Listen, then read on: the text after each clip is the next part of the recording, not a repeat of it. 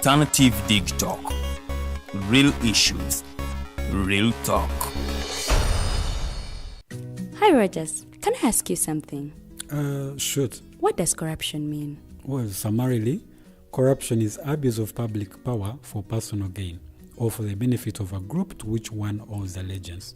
For example, when a public office is abused by an official accepting or soliciting a bribe. By the way, private people can be corrupt too, like bribing police officers to escape fines. Okay.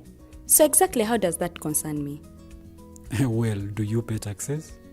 I guess, yeah. What does that have to do with this? Everything.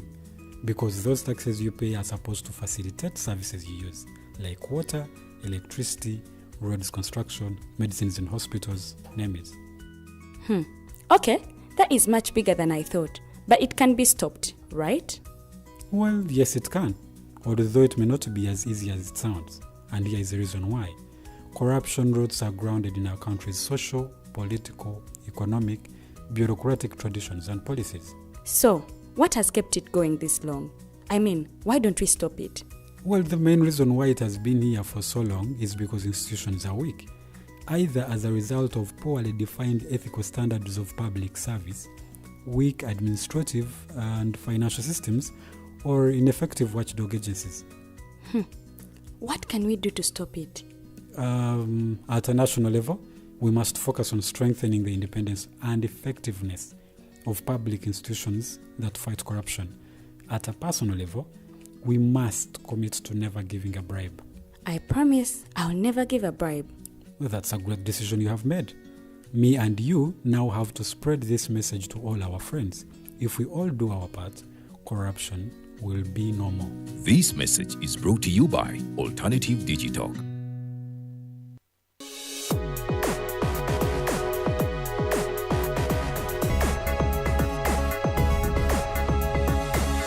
The Alternative Dig Talk. Real issues, real talk.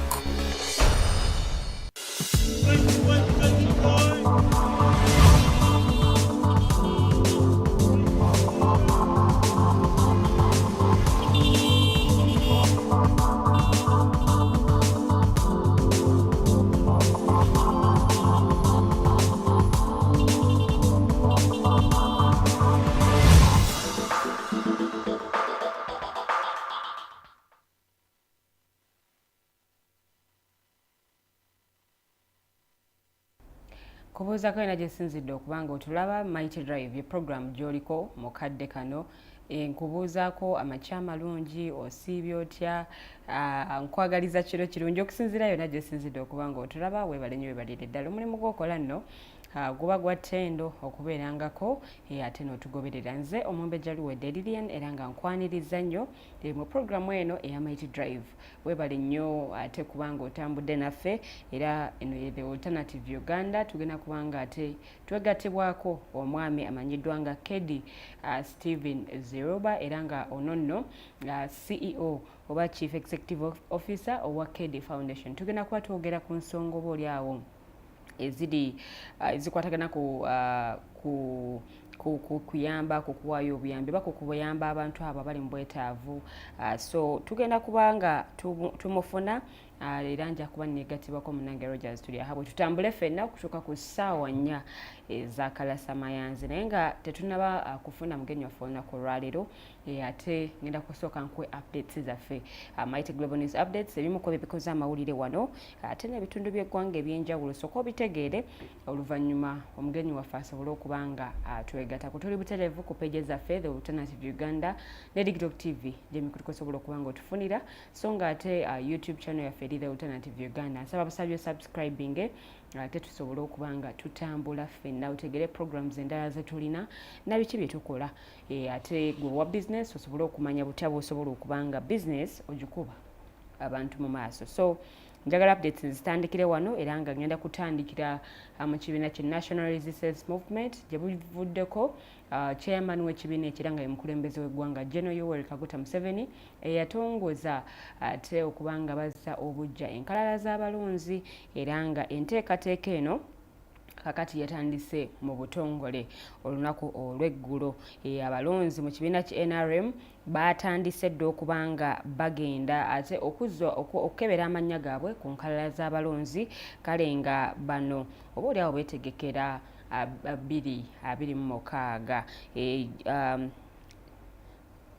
Bano nno babaddewo bazze mu numbers oba oliawo ezitaabadde nnyingi nnyo ng'abamu bwe balambise, naye nga babaddewo okusinziira ku bamu ku bakulu okuva mu kibiina ekyo. Bategeezezza nti kutandika si kubi, numbers zazze oba oliawo zizzaamu ku maanyi, naye nga bagala tebagenda kukkiriza yadde muntu yenna ayagala kutabangula mbeera oba oliawo ayagala okuleeta obuvuyo. Kakati ate bo abazze okwewandiisa bamu bagenze okutuuka ng'amannya gaabwe mu nkalala nno zino tegaliimu, era agamu bagawandiikiddwa ebbali okwongera okulaba nga balondoola ate okulaba amannya gaabwe lwaki tegaliimu n'okusobola okumanya butya bwe basobola okubateeka mu nkalala zino ez'abalonzi mu kibiina ki NRM. Era nga omukyala Rosemary Namayanja yabaddewo nnyo okulaba nga enteekateeka eno etambula bulungi nnyo, n'abamu ate ku bakulembeze okuva mu kibiina ki NRM nabo babaddewo nnyo okusobola okulondoola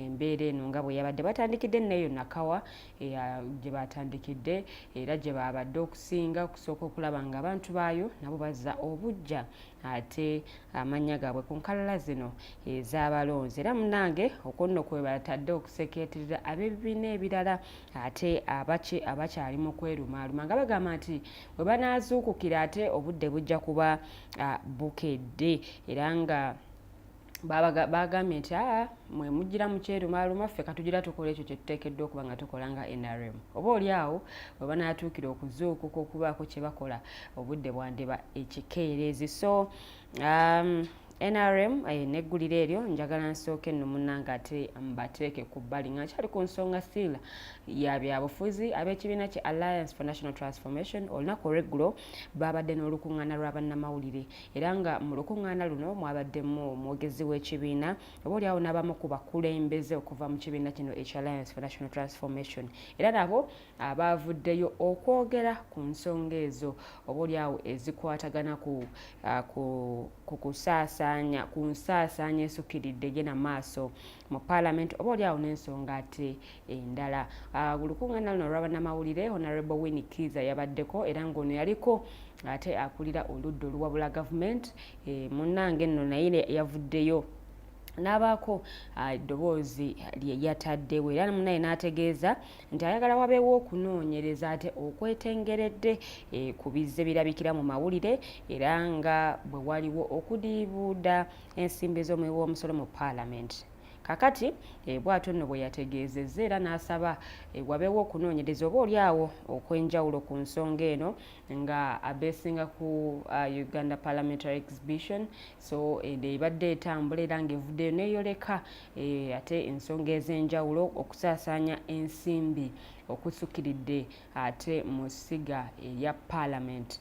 Era n'ategeeza nti abamu ku bakulira ebitongole bya gavumenti ate no munnange obuyinza obungi bwe balina oba obuyinza obusukkiridde bwe bubaleetedde okuba nga bakola emirimu mu ngeri oba oliawo etagambwako. So n'asaba gavumenti okubaako ensonga ate okubaako kyekola nga muno nno mulimu okuba nga ssemateeka akolebwamu ennongoosereza okuba nga bakkakkanya ku maanyi ago ate abakulu okuva mu minisitule mu bitongole ebyenjawulo ge balina amayitirivu mu lukuŋŋaana luno olw'abannamawulire. Era still ensonga ate ey'okweddiza ettaka ly'eggwanga nayo yayogeddwako, ne bategeeza nti gavumenti egenze yeddiza ate ettaka ly'eggwanga oba oliawo ng'erina ebintu ebirala byekoonako.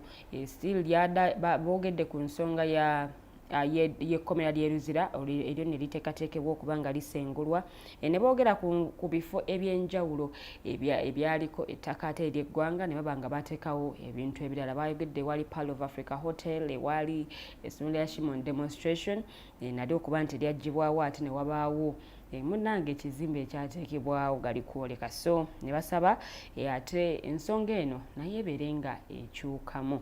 Awo nno nvuddewo neeyongeddeyo okugulira eddala nti natinamu mangu okusobola okulaba nti omugenyi waffe atwegatako because yatuuse dda ate mu kifo kino. Kakati waliwo banna NRM oba waliwo ababaka okuva mu kibiina kye National Resistance Movement nabo nno munnange basazeewo okubanga beegatta ku babaka ab'oludda oluvuganya gavumenti okusaba sipiika wa Parliament Anita Among okubanga ayita ababaka ate okuvaayo mu luwummula batuule n'abakulembera Parliament okusobola okulaba nti beekenneenya ate ensonga y'obuli bw'enguzi wamu n'okukozesa obubi yafeesi kibunye emikutu gye mugatta abantu. Omubaka ono nno nga yakiikirira Lwemiyaga County Theodore Ssekikubo yategeezezza nti bangi tebakyasobola kutambula ku nguudo za Kampala kubanga babeera beekwese olw'ensonga nti basongebwamu ennwe eri ate bannansi munnange olw'engeri ate gye bakolamu emirimu gyabwe mu Parliament. So n'asaba sipiika okuvaayo ate ayite entula za Parliament ziddemu okutuula bongere okwogera ku nsonga nga zino. Kakati Uganda Parliament Exhibition ekutte nnyo ku mikutu gye mugatta abantu era ng'eneze eyanika ate okukozesa obubi ensimbi y'omuwi w'omusolo nga kino nno kyeyolekedde nnyo mu Parliament okulaga nti bano nno ssente bafuna kyere balinga abayoola enjoole kale ne basaba oba oliawo wabeewo ekikolebwa ku nsonga eno. So ababaka bano aba NRM munnange bategeezezza nti ekifaananyi kya Parliament eri bannayuganda kyo kyayonoonekedde ddala olw'ebyo oba oliawo ebizze birabikira ku mikutu gye mugatta abantu. Ensonga eyo nno nayo njagala ate nsooke ngikomyawo oba oliawo nkwate kugulira eddala ate nkutegeeze ebimu ku ebyo ebibadde ggwe gy'otasobodde kubeera ku ddakiika 10 ezaakayita ku ssaawa 2 ez'amakya g'olunaku olwaleero. Mighty Global News Updates zogenda maaso n'okubanga olaba. Kakati weekend wetandikidde oba sabbiiti eno weyatandikira ku lunaku olw'Emmande ab'ekibiina ki Forum for Democratic Change abo nno babadde batuula Katonga actually baavaayo ne bategeeza nti bagenda kutandika ate okwebuuza ku bannayuganda oba kyetaagisa okuba nga bakola ekibiina ekyabwe okwetongola okuva ku kibiina kye Forum for Democratic Change bano nno ab'ennajjanankumbi. So kakati bano bagenze maaso n'okuba nga beebuuza mu bitundu bagenda maaso n'okwebuuza mu bitundu by'eggwanga eby'enjawulo era nga batandikidde sayidi eyo Nakawa. Naye bo abatunuulizi ab'ensonga z'ebyobufuzi balabudde banna FDC ab'ekiwayi ky'e Katonga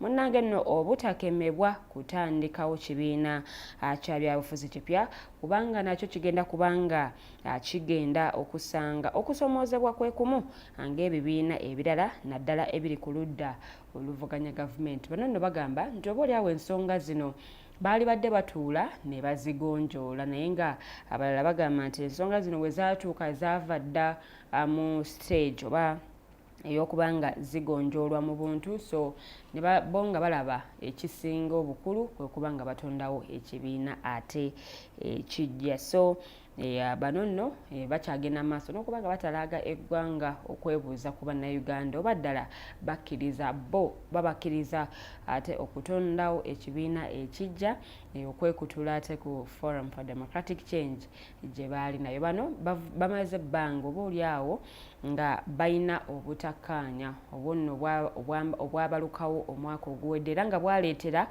bannakibiina abamu ate okusala oba okuva ennajjanankumbi okusalawo okudda e Katonga ng'amakanda bagateeka eyo nga bawakanya obukulembeze ate obwa Engineer Patrick Oboya Moriat nga president w'ekibiina ne secretary general we Honorable Nathan Nandala Mafabi era bwe baatuula mu National Council yatuula gye buvuddeko basalawo ebimu ku bibaasalawo ebyava mu National Council eyo munnange bakoonako ku nsonga oba oliawo ey'okukola ekibiina ekijja era kakati kwe kunno okutambula kwe batandiseeko nga beebuuza ku bannayuganda oba kyetaagisa ate okukola ekibiina ekirala. Ministry y'ebyobulimi n'obulunzi yategeezezza nti weewaawo lufula z'omu Kampala zisobola okuba nga zigenda mu maaso okusigala nga zikola naye basaana okuba nga babeera beegendereza ate kuwa gye bajja ente zino nno ze basala. Bino we bijjidde nga gyebuvuddeko waliwo ekiwandiiko ekyafuluma nga kiraga nga mu Kampala bwe bazuddeyo obulwadde ate buno obwakalusu, so ne baagala Kampala egende mu lockdown. Naye minisita wa Kampala yavaayo n'ategeeza nti munaaye ensonga eno beetaaga okugyekebejja newankubadde nga ekiwandiiko kyo kyafulumye naye nga beetaaga okugitunuulira enkaliriza. So bo abatema ente mu lufula ez'enjawulo ne bategeeza nti ente ze basala tebazirundira wano mu Kampala wabula baziggya eyo mu bitundu by'eggwanga eby'enjawulo era nga okuzireeta ziba za kusala. Naye nga ye minisita avunaanyizibwa ku by'obulunzi Bright Rwamirama yategeezezza nti tebasuubira balufula kuyisa oba kujja mu ntebe mu bitundu nte zonna mu bitundu by'e Kabowa era ng'eno yeewaazuulibwa ente oboolyawo ezirina kalusu. So we yayogeredde bino yabadde atangaaza ku quarantine eyali eteekeddwa ku Kampala naye nga kakati eno quarantine yaggiddwawo. Ntambula nno bwentyo mpola mpola nga ngenzeeko e Nakaseke eyo ssentebe wa disitulikiti y'e Nakaseke ate munnange nno ono alina ekyenjawulo kye yakoze. Yalagidde abasomesa mu masomero ga gavumenti agamu ate abasomesa ekibiina ekyomusanvu oba primary 7 okubanga batuula ebigezo byennyini abayizi bye baakola omwaka oguwedde. N'ategeeza nti abayizi baakola bubi nnyo mu Nakaseke era y'emu ku disitulikiti ezo ezapafominga obubi mu bigezo by'ekibiina ekyomusanvu ebyakafulumizibwa gye buvuddeko. Ssentebe Ignatius Akoomu ono nno bw'atyo bwe yakoze okulagira abasomesa abamu okuva mu masomero ga gavumenti okubanga batuula ebibuuzo bye bimu okusobola okulaba oba bye basomesa abaana nabo bennyini nnyini babitegeera bulungi. Era yataddewo ne pass mark ya 60% nga n'abatagituuse waakuzzibwayo ate mu ttendekero. N'ategeeza nti temusobola kusomesa bye mutamanyi bw'atyo nno bwe yategeezezza ng'abawadde ebigezo bino era n'agamba nti anaaba nga tatuuse ku pass mark ate ajja kubanga azzibwayo oba ajja kubanga akakibwa okuddayo ate mu bbanguliro. Era n'ategeeza nti lino ly'eddagala lyokka ate lyafunye era ng'agamba nti lye linaayambako okubbulula ebyenjigiriza ate mu disitulikiti y'e Nakaseke.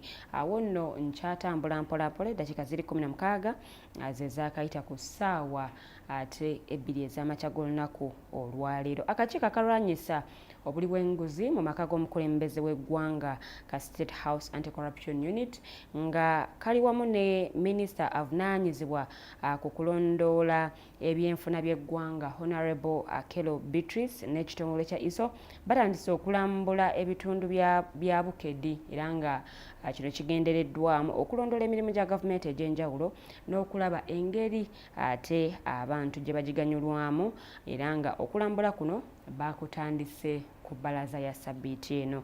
Baabadde neeyo ate Bukedi era nga ebimu ku ebyo bye basinze okuteekako essira ate mu kitundu ekyo mulimu enkola ey'okusitula ebyenfuna by'abantu eya PDM ate ekifo awazimbibwa kkooti enkulu ey'Etoro okunokosa n'eddwaliro ly'e Kamuli Health Center 2 wabula ng'eno ate bwe baatuuse eyo bakizudde nti abakozi bakola lwe baagadde era nga mu kuzuula kwabwe obulala bazudde nti waliwo essundiro ly'amafuta eryazimbibwa kale ate ne liyingira mu ttaka ly'ekkubo nga kino kyava ku biwandiiko ebijingirire ate ebyava mu bavunaanyizibwa ku nsonga eno mu munisipaali eyo. So bano bagenda mu maaso n'okulaba embeera nga bwetuuse bwe kituuka ku